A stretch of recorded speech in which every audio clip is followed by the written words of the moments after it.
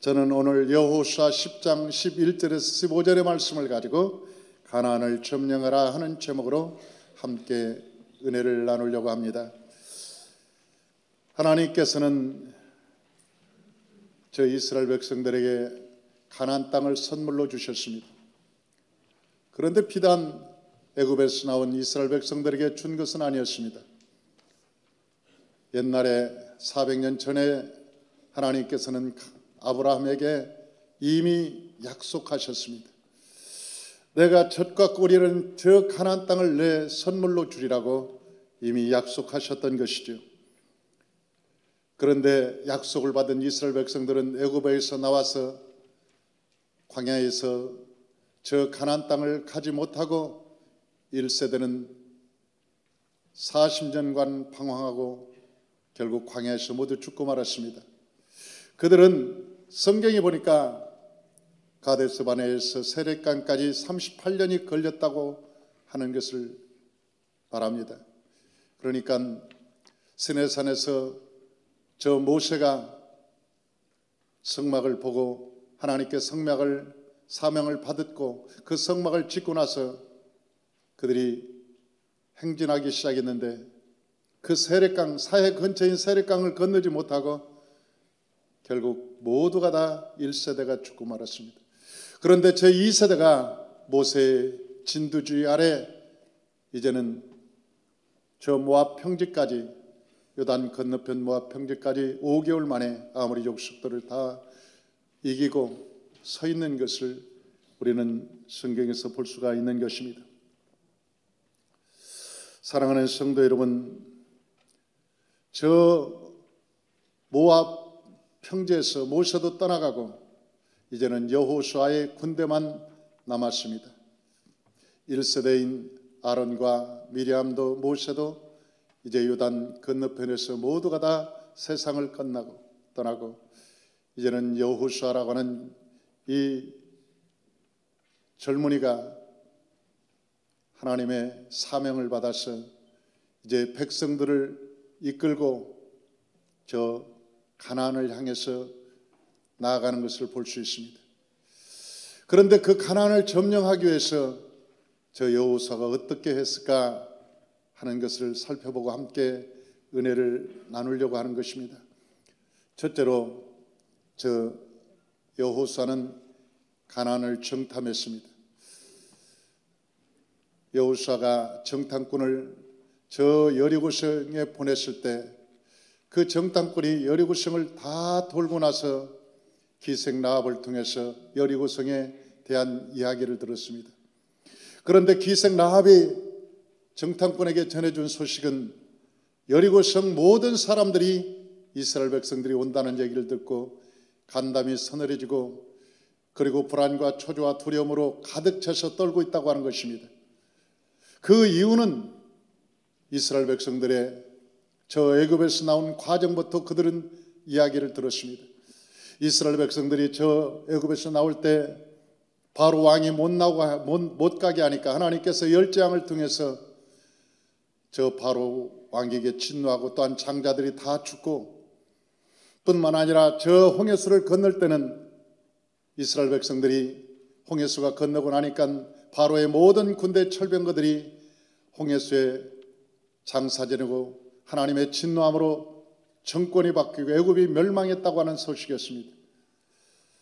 그 어마어마한 충격적인 소식을 듣고 그들은 굉장히 떨고 있었습니다. 그런데 저 광야를 40년 동안 지나는데 그들이 굶어서 죽은 사람도 없고 병들어서 죽은 사람도 없고 하나님께서 시와 때를 따라서 불병과 저 불말을 보내시기도 하고 또 낮에는 구름기둥과 밤에는 불기둥으로 그들을 인도하셨을 뿐만 아니라 하늘의 만나를 그들에게 선물로 주시고 하나님께서 그들에게 입히고 먹이신다는 사실을 그들은 익히 듣고 알고 있었습니다.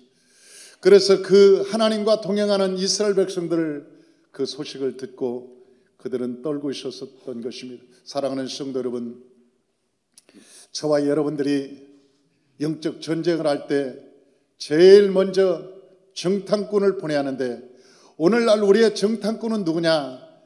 그것은 바로 하나님의 천사들인 것입니다.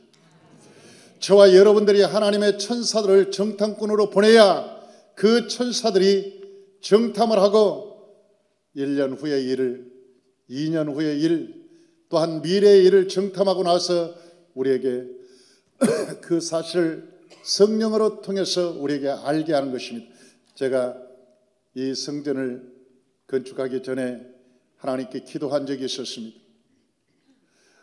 상가 건물에 있을 때 그 상가에 작은 목양실에 또한 작은 기도실이 있었는데 시간만 있으면 그 기도실에 가서 제가 늘 기도했습니다. 그런데 그 기도할 때 5초가 남짓될까 하는 아주 짧은 시간이었습니다. 막 성전을 놓고 기도하는데 하나님께서 환상을 보여주셨습니다. 그런데 그 환상이 5초가 채 안 되는데 싹 보여주는데 그게 무슨 환상이냐면 하나님께서 성전을 보여주시고 그 주변에 나무가 우거지고 팔각정이 있고 굉장히 큰 초원을 보여주셨습니다. 그래서 내가 어림잡아서 한 5,000평 되겠구나. 하나님께서 내게 5,000평이라고 하는 그 성전 부지를 선물로 주시겠구나. 그렇게 생각하고 하나님 감사합니다. 그리고 그 다음부터 노트를 적어서 이 5,000평 하나님 성전 부지 5,000평을 주시옵소서. 그리고 이제 노트에다 적어놓고 그날부터 5,000평을 놓고 기도했습니다. 그리고 성도님들한테 제가 기도 부탁했습니다. 성전 부지 5,000평을 놓고 기도합시다. 하나님께서 5,000평을 주실 것입니다. 그리고 기도 부탁을 했는데 여러분 그 5,000평이라는 땅이 일산 땅에서 얼마나 그 땅을 사기에는 굉장한 액수를 지불해야 됩니다. 한참 기도하고 있는데 어느 권사님이 저를 찾아와서 하는 얘기가 목사님 너무나 기도가 큽니다. 5,000평은 우리 죽었다 깨어나도 상가에서 못 삽니다. 일산 땅 가격을 모릅니까? 한 평에 얼마짜리인지 모릅니까? 그건 죽었다 깨어나도 우리 상가에서는 5,000평을 살 수 없습니다. 기도를 줄입시다. 기도를 줄여서 100평이라도 사가지고 거기다가 건축해야지. 목사님 5,000평 기도하다가는 우리가 죽을 때까지 성전 한번 못 재보고 죽습니다. 그런 이야기를 합니다. 그러나 하나님께서 나에게 보여주신 그 환상과 꿈이 있기에 좌절하지 않고 낙심하지 않고 계속 기도했습니다. 그런데 어느 날 하나님께서 이 땅을 주시고 그리고 이 땅에 와서 성전을 지어보니까 옆에 하나님께서 놀 수 있는 땅을 5,000평도 더 주셨어요. 이 공원이 다 우리 땅입니다. 이 공원에다 소나무도 심어주고 냇가도 만들어주고 거기다 팔각정도 만들어주고 여러분 그 국가에서 다 때마다 심하다 잔디도 깎아주고 철 따라 철쭉 것도 다 다듬어주고 때마다 물을 시냇 물을 샥 내려주고 그러니 하나님께서 이 땅을 말씀하셨구나. 그때서야 내가 그 살짝 5초간 나에게 보여주신 하나님의 그 환상과 꿈이 바로 이 땅인 것을 나중에 깨닫게 되었습니다. 사랑하는 성도 여러분, 우리가 하나님께 기도하고 여러분 하나님께 성령님을 의지하고 하나님 성령님 천사를 시켜서 정탐하여 주옵소서. 나의 미래 내가 어디서 와서 무엇 때문에 삶이 어디로 가는지 알 수가 없습니다. 내 미래의 삶은 어떻게 살아야 될지 나도 모르겠습니다. 그러나 성령님은 어제나 오늘이나 영원토록 동일하시고 알파요 오메가의 처음과 나중에 되시오니 나의 삶을 하나님께서 보시고 나에게 알려주시옵소서. 만약 성령님께 의지하면 성령께서 나의 삶을 알고 보시고 내게 천사들을 보내서 정탐하게 한 다음에 성령께서 내 기도할 때 알려주시게 된다고요. 오늘날 우리의 정탐꾼은 바로 천사들입니다. 우리가 성령께 간구하고 기도하면 성령께서 천사들을 보내셔서 우리의 삶을 정탐하게 하시고 알게 하시고 깨닫게 하시고 오늘 제가 운전하다가 운전을 신나게 하는데 제가 이 가슴이 답답한 걸 싫어해서 잘 안전벨트를 안 차요. 그런데 한참 찬양하고 가는데 하나님께서 내 마음에 그러더라고요. 안전벨트를 차라. 성령께서 내게 말씀하셔요. 내 천사 정탐꾼을 보냈다. 내가 빨리 쳐라. 그래서 나도 모르게 안전벨트를 탁 차고 챈 지가 몇 분 안 됐어요. 그리고 우회전을 딱 하는데 그 우회전에 경찰이 숨어 있더라고. 안전벨트 이게 잡느라고. 그래서 그때 내가 얼마나 하나님께 감사했는지 몰라. 야, 하나님께서 성령으로 정탐꾼을 보내서 저 천사들이 이미 알고 성령께 보고하니까 성령께서 내 마음에 오셔서 내게 말씀해 주잖아요. 야, 너 안전벨트를 차라. 우리가 인생을 살아갈 때 그런 경험이 얼마나 많습니까? 우리가 성령에 충만하고 하나님께 기도하고 하면 우리가 오른쪽 길로 갈 건데도 불구하고 하나님께서 우리에게 오늘은 왼쪽 길로 가라. 때로는 우리가 급히 서둘러 가는 길에도 하나님께서 멈춰서 가라. 때로는 핸드폰을 안 가지고 올 때도 있고, 왜냐하면 그 핸드폰을 잃어버리지 않았으면 내가 먼저 가서 사고 날 뻔했는데 하나님께서 그 시간을 막아주느라고 때로는 핸드폰을 놓게 하게 해도 여러분 그것을 잃어버리는 시간에 하나님께서 사고를 막아주시기도 하고, 우리 인생에는 이렇게 다양한 사건 사고들이 많지만 우리의 정탐꾼인 천사가 먼저 가서 그러한 모든 환경을 조사하고 성령께 보고함으로 성령께서 내게 말씀해 주신다고요. 여호수아는 그 비밀을 알았습니다. 그래서 여호수아는 하나님께 그 비밀을 알고 하나님께 기도하는 것을 알고 정탐꾼을 먼저 보내는 것을 우리는 성경에서 볼 수가 있는 것입니다. 그 다음에 이 정탐꾼의 보고를 받았는데, 여러분 그 보고는 보고고 우리의 삶에는 장애물이 많지 않습니까? 하나님께서 내게 말씀하시기를 이제는 성전을 옮겨라, 그렇게 말씀하셨어요. 저는 23년 전에 대화동 53블럭 3층짜리 단독주택 지하에서 38평짜리 지하에서 목회를 시작했습니다. 성도는 당시는 3명이 우리 성도님의 전부였습니다. 우리 개척 멤버가 3명이었는데 그 3명이서 하나님께 막 기도합니다. 그런데 그 기도하다가 참 깜짝 놀랄 일이 있었습니다. 왜냐하면 성도들이 안 오는 거예요. 아무리 전도를 해도 안 오는 거예요.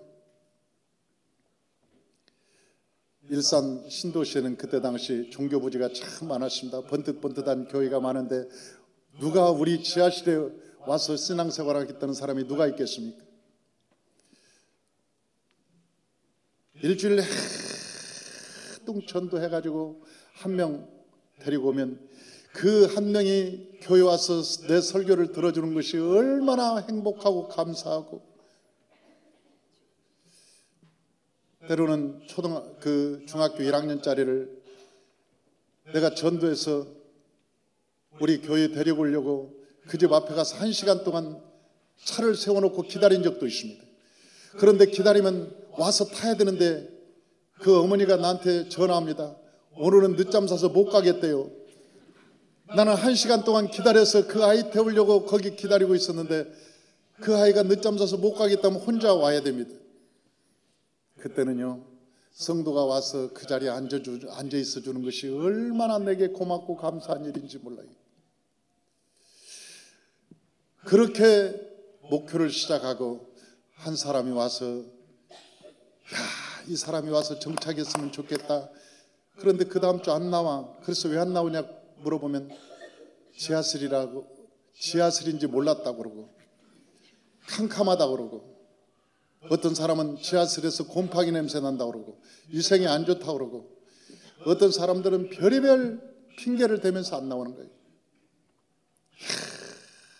한 3개월이 지나는데 내 마음속에 무슨 생각이 드는지 아세요? 내 젊은 청춘을 여기다 묻을 수도 있겠구나. 나는 청혼의 꿈을 가지고 이 개척을 했는데 앞은 보이지 않고 도저히 사람들은 정착할 것 같지 않고, 내 청춘을 이 지하실에서 묻을 수도 있겠구나. 못 나갈 수도 있겠구나. 그런 두려움과 염려와 근심과 걱정이 내 마음에 확 휘어져 오는데,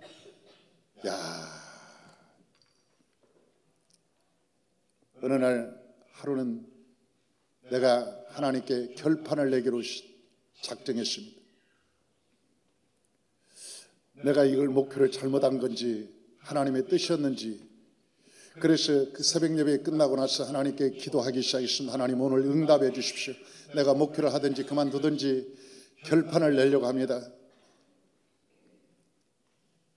새벽 예배에 나와서 기도하는데 1시간이 지나고 2시간, 3시간, 4시간, 5시간이 지났는데 나도 깜빡 졸았어요. 기도하다가 졸았는데 큰 산에서 맑은 물이 내려오는데 그것이 큰 강을 이루더라고요. 그런데 그 물이 5cm뿐이 안 돼요. 물이. 그래서 그 5cm의 물을 내가 이렇게 보고 있는데 거기에 조그마한 붕어 3마리가 왔다 갔다 하더라고요. 그래서 내가 붕어를 이렇게 쳐다보고 있는데 하나님께서 내게 말씀하셔요. 사랑하는 종아, 이 물에서 고래가 살 수 있겠냐? 아니 5cm도 안 되는 이 물에서 어떻게 고래가 삽니까? 그래서 내가 웃으면서 하나님 어떻게 삽니까 여기서? 그랬더니 상어는 살겠냐? 상어도 못 살죠. 그러면 잉어는 살겠냐? 잉어도 못 삽니다. 붕어는 살겠냐? 물어볼 때 제가 그 물 깊이를 아니까 큰 붕어는 옆으로 누워도 아가미가 나올 것 같아요. 그래서 내가 주님께 대답하기를, 주님, 큰 고기는 못 살겠습니다. 그랬더니 주님이 하시는 말씀이, 너 고기 욕심 내지 마라. 내 은혜가 이 정도란다. 나는 그때 지하철이라 성도들이 안 오는 줄 알았어요. 지하철이라. 나는 환경이 안 좋아서 저 번뜩번뜩한 교회가 많아서 성도들이 안 오는 줄 알았는데 하나님께서 말씀하시기를, 네 은혜가 이 정도란다. 내가 고래를 보내줘도 이곳에서는 살 수 없어. 상어 같은 성도를 보내주고 큰 잉어 같은 성도를 보내줘도 이 환경에서 할 수 없단다. 네 은혜가 이 정도란다. 너 고기 욕심 내지 말고 은혜의 강물을 채워라. 은혜의 강물을 채워라. 저 바다에 나가보라. 바다에 나가면 형형색색의 수많은 고기들이 있지 않니? 그 형형색색의 수많은 고기들이 왜 사는지 아니? 바다에는 물이 깊기 때문에 그렇단다. 그 물이 깊으니까 수많은 물고기들이, 고래는 고래떼대로 살고 상어는 상어떼대로 살고 수많은 물고기들이 거기서 마음 놓고 헤엄쳐 살아갈 수 있단다. 그런데 내가 여기 큰 고기 보내줘도 다 죽어. 은혜의 강물을 채워. 그때 내가 깜짝 놀랐습니다. 그리고 하나님께 막 기도하면서 은혜의 강물을 채워달라고 하나님께 기도하고 부르짖고, 그러더니 하나님께서 은혜가 어느 정도 찼는지 성전을 옮겨라. 그래서 1년 4개월 만에 성전을 대화동에서 저 백석동으로 일산 끝에서 끝으로 상가를 얻어서 옮겼는데, 그 상가에서 옮기고 나서 또 하나님께 기도하는 거예요. 그런데 이 성전을 옮길 때는 정말 돈이 없었습니다. 딱 손에 쥔 것은 1억 분이 없었고 빚이 4억이 있었고, 그런데 하나님께서 100억 공사를 명령하시면서 옮기라고 얘기할 때, 여러분, 내가 하나님께 기도할 때 뭐라고 하는지 아십니까? 하나님, 계약은 돈으로 합니다. 믿음으로 하는 게 아닙니다. 하나님, 돈을 주셔야죠. 돈을 안 주면서 믿음만 주면 어떻게 합니까?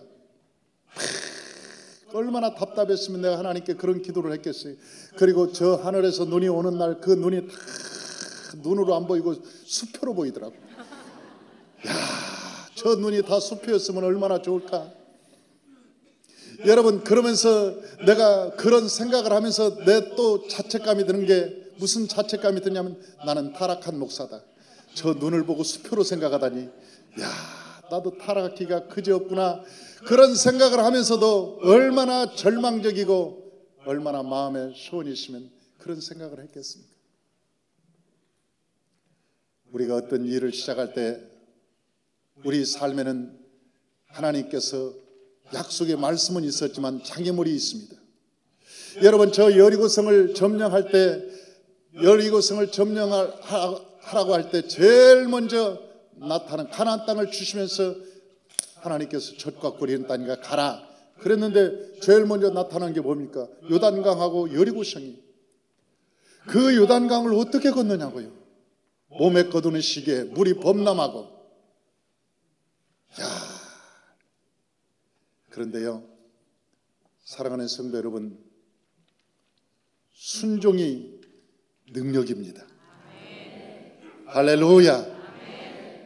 하나님의 말씀이 떨어졌으면 순종하면 능력이 나타나요. 최고의 믿음은 순종입니다. 최고의 우리가 믿음을 어떻게 알 수 있느냐? 순종하는 걸 보면 저 사람이 믿음이 있구나, 저 사람이 믿음이 없구나. 최고의 믿음이 뭐냐면 순종이에요. 우리가 가진 최고의 능력이 또한 순종입니다. 여호수아가 하나님의 말씀의 명령을 듣고 법궤를 짊어지게 한 다음에 자기가 제일 앞장서서 진두지휘를 하면서 나팔을 불고 들어가자, 저 요단강으로 들어가자.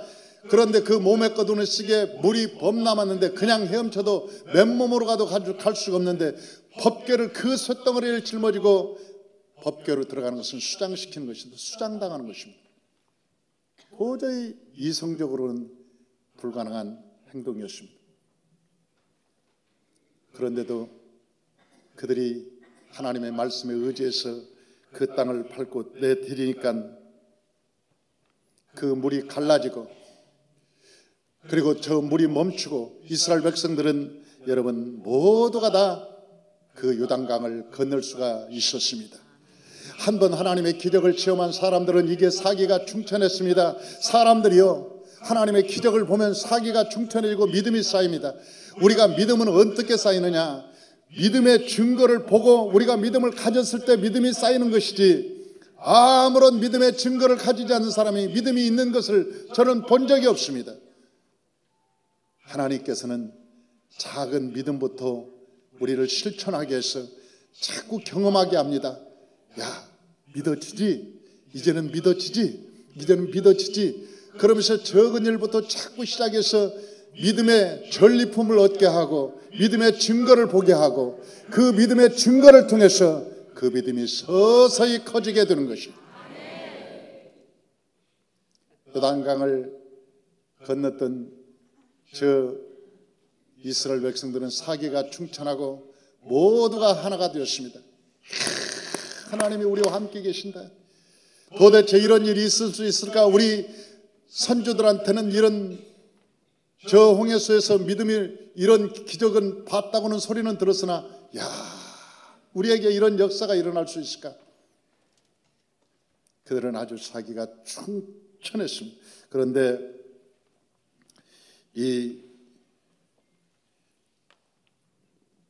요단강을 건너고 나서 이제 순종해서 장애물을 뛰어넘는데 하나님께서 우리에게 장애물을 뛰어넘는 몇 가지의 방법을 가르쳐 주셨습니다.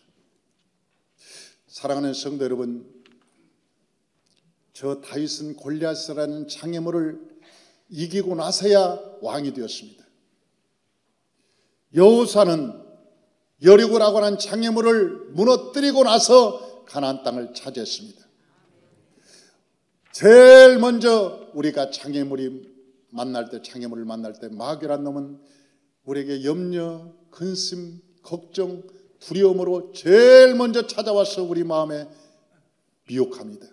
안 된다, 할 수 없다, 너는 그건 틀렸어, 글렀어. 우리 마음속에 염려, 근심, 걱정, 두려움을 주는 것이 마귀예요. 그러나 그 마귀에게 여러분 사로잡히면 사울 왕같이 왕권이 빼앗기고 결국은 저 길보아 전투에서 죽고 마는 거예요. 블레셋한테. 예수님께서 우리에게 말씀하시기를 뭐라고 했습니까? 너희가 강한 자를 늑탈하지 못하면 어떻게 들어가서 그 집안을 다 빼앗을 수 있겠느냐? 안 된다. 너희의 삶에는 제일 먼저 너희의 축복 앞에는 강한 자가 버티고 있다. 그러나 그 강한 자를 결박하고 그리고 그 안에 들어가 세간을 늑탈할 수 있다. 하나님이 주신 땅, 하나님께서 젖과 꿀이 흐르는 땅을 주셨지만은 제일 먼저 거기에 기다리고 있는 것은 여리고성이었습니다. 만약 여리고성이 무너지지 않으면 가나안 땅을 한 치의 발도 들여놓을 수는 없었어. 우리의 삶에도 마찬가지입니다. 여러분, 저와 여러분이 축복의 땅으로 갈 때는 우리가 예수 믿고 엄청나게 거대한 장애물이 저와 여러분을 기다리고 있을 수 있습니다. 그러나 그 엄청난 장애물을 걷어내야 하나님이 약속한 축복을 누릴 수 있습니다. 우리가 그 축복을 받을 수가 있는 것입니다. 할렐루야. 그런데 성경은 우리에게 그 방법을 자세히 알려주셨습니다. 첫째는 너희가 하나님께 기도하라는 것입니다. 그 여호수아가 하나님께 얼마나 여호수아도 사람인데 얼마나 떨었겠습니까? 마음에 떨리니까 하나님께 기도하는 거예요.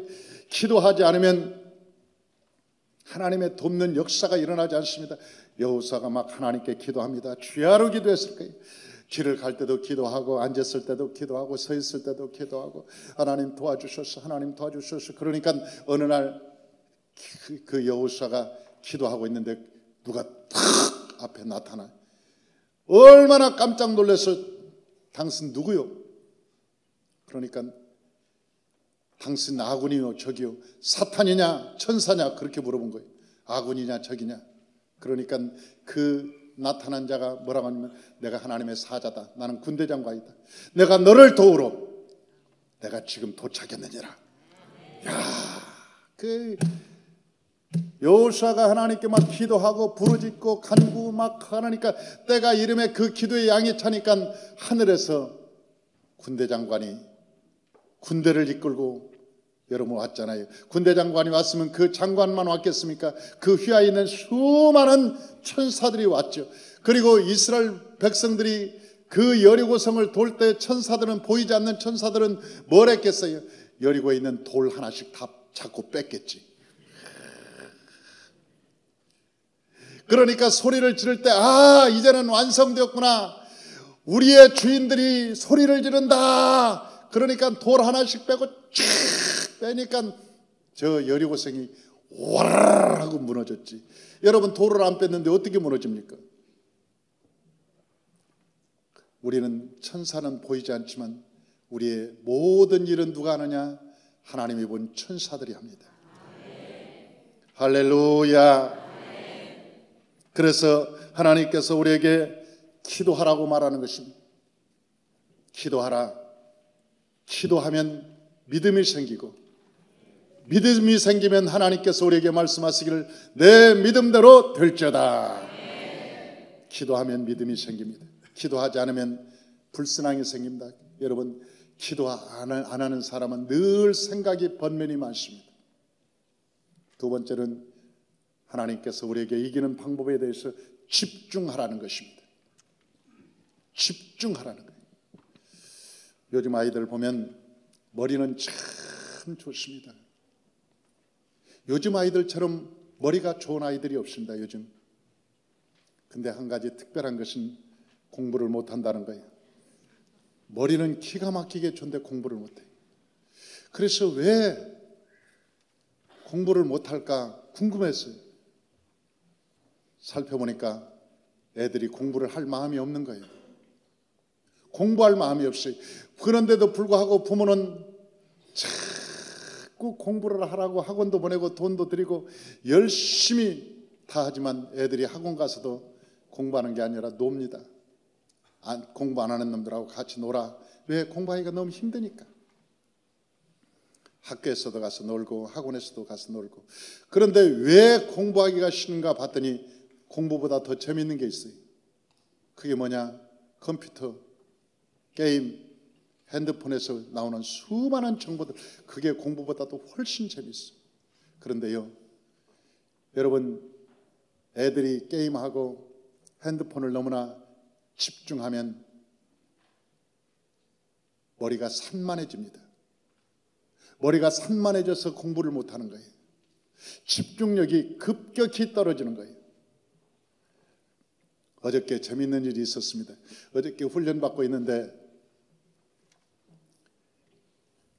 걔가 2학년인가 3학년인가 되는 애가, 내가 어저께 갈라디아서 에베소서 우리 제자 훈련하고 있는데 한 9시 반 정도 문을 빼끔히 열더니 목사님 큰일 났어요. 그래서 왜? 그랬더니 우리 형이 지금 귀신이 나오려고 그러는데 안 나와요. 그래서 내가 아니 어떻게 했길래 귀신이 안 나오냐 그랬더니 모르겠어요. 소리는 지르는데 안 나와요. 그래서 내가 그러면서 하는 얘기가 이정신 목사님 어디 있어요? 이정신 목사님을 찾으러 왔다는 거예요. 그래서 이정신 목사님 여기 안 계신다. 니들끼리 해결해라.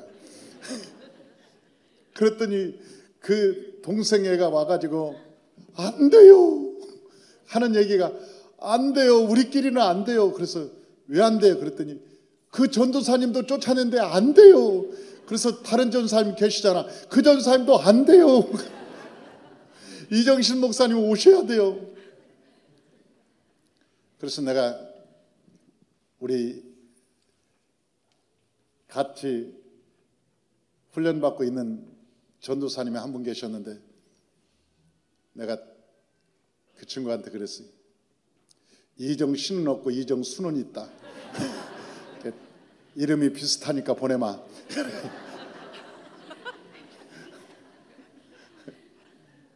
그래서 우리 이정순 전사한테 전사님 내려가서 좀 귀신 좀 쫓아주라 그랬더니 우리 이정순 전사님이 기도를 많이 하는 분이니까 내가 믿고 보냈어요.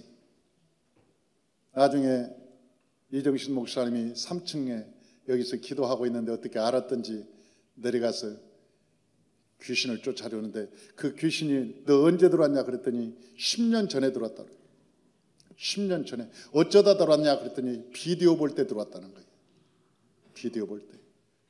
여러분 비디오 볼 때 걔가 몇 살이었겠어요? 3살이나 4살에 그 아이가 잘 놀아라고 비디오 보여준데 그때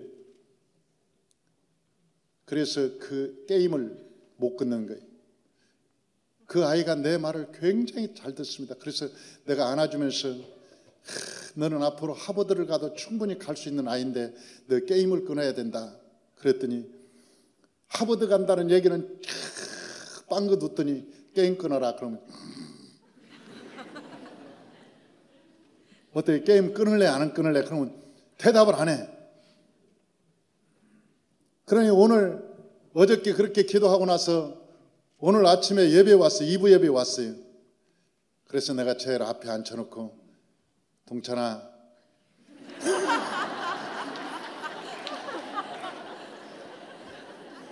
아 이름을 밝히지 말아야 하는데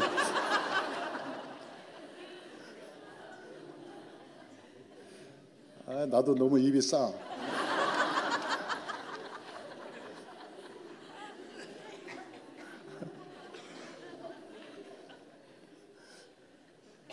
그래서 내가 앉혀놓고 그랬다고요. 어떻게 게임을 끊을래? 계속 할래? 그랬더니 게임 끊을 거예요. 그래 게임 안 할 거지? 그랬더니 네. 아니 엊그제만 해도 게임은 죽어도 못 끊겠다는 거예요. 죽어도 못 끊겠다는. 그러더니 아니 어둠이 나가고 난 다음에 제일 먼저 물어보니까 게임 끊겠다는 거예요. 동찬이한테는 게임이 여리고성입니다. 그러면 게임만 끝나면 이 게임이 끝나면 여러분 그 아이는 아주 총기가 아주 넘치고 귀하게. 그런데 여러분 그 안에 들어와서 그 인생을 망치려고 10년 전에 와서 그 아이를 여러분 상상이나 가능합니까? 그 애가 그 애 속에 들어와서 그럴 거라고 여러분 상상이나 할 수 있냐고. 안 되는 거예요. 우리 아이들이 그렇게 머리가 좋은데 왜 엄마는 돈 들여서 학원 보내는데 공부를 하냐는 거예요. 할 마음이 없는 거예요. 그런데요, 우리 아이들한테 그러면 집중력을 길러줘야 하는데 그 집중력 길러주는 방법이 딱 하나뿐이 없습니다. 산만한 것을 끊어줘야 돼요. 그런데 잔소리로 끊어집니까? 잔소리하면 부모하고 원수됩니다. 안 돼요. 잔소리는 죽어도 안 돼요. 유일한 방법이 있어요. 그것은 하나님께 찬양으로 무장하는 것입니다. 세상 노래가 들어가면 우리의 영적으로 굉장히 산만해져요. 그러나 찬송이 들어가기 시작하면 어둠이 떠나가기 시작합니다. 말씀이 들어가고 기도가 들어가고 성령을 받으면 어린애들이 집중력이 생기게 되고, 그래서 여러분 공부를 잘할 수밖에 없어요. 우리 초등학교 아이들이 공부를 지금 굉장히 잘하기 시작합니다. 왜? 서서히 이 아이들이 공부를 잘하기 시작하는데, 이 아이들이 좋은 학원을 보내서가 아니에요. 이 아이들에게 찬송가를 부르게 하고 30곡 이상을 1절에서 4절까지 다 외우게 하고 새벽 예배에 나오게 하고 말씀을 잠언서를 다 외우게 하고 기도를 해서 성령 받게 하고, 그러니까 이 아이들이 세상의 영이 떠나가고 나니까 집중력이 생기기 시작하고, 집중력이 생기기 시작하고 보는 것마다 다 외우기 시작하고 놀라운 역사가 일어나기 시작하는 거예요. 여리고성을 점령할 때 여호수아는 아무 말도 하지 않았습니다. 그리고 이스라엘 백성들은 모두가 다 조용히 그 성을 도는 데만 집중을 했습니다. 우리가 한 가지 집중할 때 작은 모든 것을 잡기를 버려야 됩니다. 잡기를 버리지 않고는 집중할 수 없습니다. 여러분, 큰일을 하는 사람들은 작은 일을 다 잘라야 큰일을 할 수가 있습니다. 올 여름에 제가 무등산 수박을 먹었습니다. 그런데 그 무등산 수박이 얼마나 큰지 이만합니다. 어마어마하게. 그래서 내가 무등산 수박을 물어봤어요. 어쩌다 이렇게 수박이 크냐 그랬더니 하는 얘기가 뿌리 하나에서 수박 하나뿐이 안 난대. 다 잘라버린대. 그러니까 그 하나가 그렇게 크다는 거예요. 만약 여러 개가 열리면 아주 잘 자는 게 계속 열릴 거예요. 여러분, 큰 사과나무를 키우는 방법도 여러분 많은 가지를 잘라주고 어렸을 때부터 잔 사과를 다 따줘야 됩니다. 그래야 집중적으로 열매가 커집니다. 우리의 삶에도 성공을 하고 승리를 하기 위해서는 잡다한 것을 버리고 한 곳에 집중해야 하나님의 역사가 일어납니다. 할렐루야. 볼록 렌즈와 오목 렌즈가 다른 이유가 있습니다. 이 볼록 렌즈는 햇빛을 똑같이 받아도 1시간 하루 종일 되고 있어도 종이가 타지 않아요. 근데 오목 렌즈는 빛을 받아서 한 곳으로 집중하기 때문에 조금 있으면 여기에 불이 붙습니다. 왜냐하면 집중하기 때문에 그렇습니다. 저와 여러분이 어떤 일을 할 때 하나님께 집중하시길 바랍니다. 할렐루야. 마지막으로 하나님께서 우리에게 말씀하시길 재미있게 하라는 거예요. 즐겁게 하라는 거예요. 즐겁게. 그래서 이스라엘 백성들이 법궤 앞에서 나팔을 불고 여러분 행진하잖아요. 신약에서는 나팔을 부는 얘기를 기쁘게 찬양하라는 말로 바뀌어서 얘기합니다. 세상에 공부하는 사람들 중에 머리 좋는 놈보다 더 공부를 잘하는 사람이 있습니다. 그 사람은 오래 앉아있는 사람이 머리를 좋은 사람을 이깁니다. 그래서 옛날부터 공부는 머리로 하는 것이 아니라 엉덩이로 한다는 말이 있어요. 누가 오래 앉아있느냐에 따라서 결판이 난다는 거예요. 그런데 오래 앉아있는 사람보다 즐겁고 행복하게 하는 사람이 이깁니다. 공부하는 게 재밌어요. 저는 제자 훈련할 때 우리 성도님들이 굉장히 어저께도 3시간 이상 우리가 훈련을 같이 저녁 7시에서 10시 넘까지 훈련을 했지만 성도님들이 한 사람도 지루하다는 사람이 없어요. 막 행복해서 엔돌핀이 솟아나고 기쁘고 나중에는 안 쓰던 근육이 다 살아났다고 그러고 지금까지 웃어본 일이 없는데 오늘 밤에 이렇게 마음껏 웃어서 막 안 쓰던 근육들이 다 쓰여지고 성도들이 여러분 훈련 받을 때 기쁘고 행복하고 즐겁고 그래야 머릿속으로 쏙쏙쏙쏙 들어가지. 성경 공부하는데 공부식으로 하면 여러분 들어가겠습니까? 지루하고 시계를 계속 보고 막 허리도 아프고 엉덩이도 아프고 막. 우리가 사업도 재미있게 할 때 성공하는 거예요. 목회도 행복하게 할 때 성공하는 거예요. 여러분 공부도 즐겁게 할 때 역사가 일어나는 거예요. 하나님의 일도 마찬가지입니다. 즐겁고 기쁘게 할 때 하나님의 기적이 일어납니다. 할렐루야.